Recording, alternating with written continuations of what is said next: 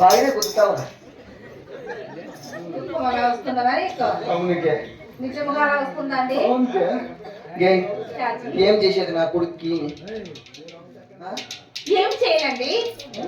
ఓ పని చేద్దాం. నేను మంచి పెట్టాకు బుద్ధి మాటలు చెప్తాది. ఎట్లా బుద్ధి మార్చుకుంటావు? అవునండి. ఒక పని చేద్దాం.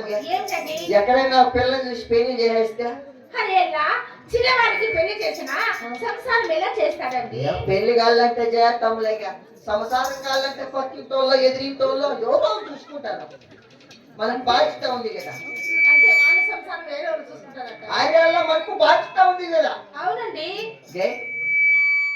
తిరిగి తిరిగి నా ప్రాణం అంతా అలసిపోయింది. నాకేమన్నా వండి పెట్టావా? వండి పెట్టానండి. ఏం చేసినావు? బిర్యానీ చేశానండి. బిర్యానీ?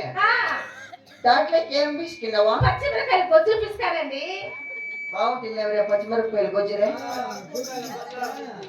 బాగుంటదా? కారం కదా? ఏమంటారా నీకు? ఇంకా ఏమని అదైతే ఇంకా కుస్కా చేశానండి. దాంట్లోకి ఏం నూరిందావా? పచ్చిమిరకాయలు కాదు, చింతకాయ చట్నీ కొట్టాను. ఈ చూడిగే ఈ లెక్కలేసేది భలే వచ్చింది కదరా. దేవుడే పాత చింతకాయ నల్ల చింతకాయ వేసి కొట్టాను. పని చేయగా చింతకాయ చట్నీ అంతా గిన్నెలాగా వేసుకొని నేను అప్పుడు కొంచెం నాకు ఇచ్చాం.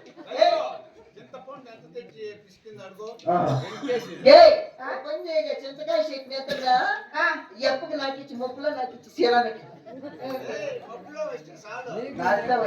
శ్రీనాథ కొద్దు కానీ తప్పులిస్తూ నాకు ఇస్తా. అర్థవరా చింతకాయ చట్నీరా?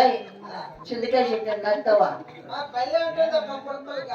ఎక్కడ నాకేదిరే?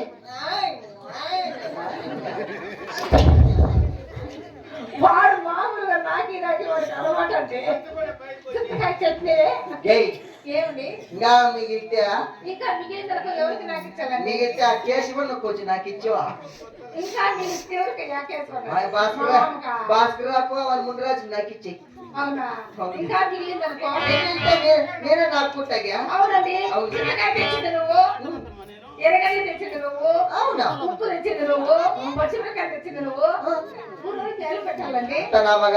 నువ్వే నాకే ఆ చెలో ఇంకా చెల్లి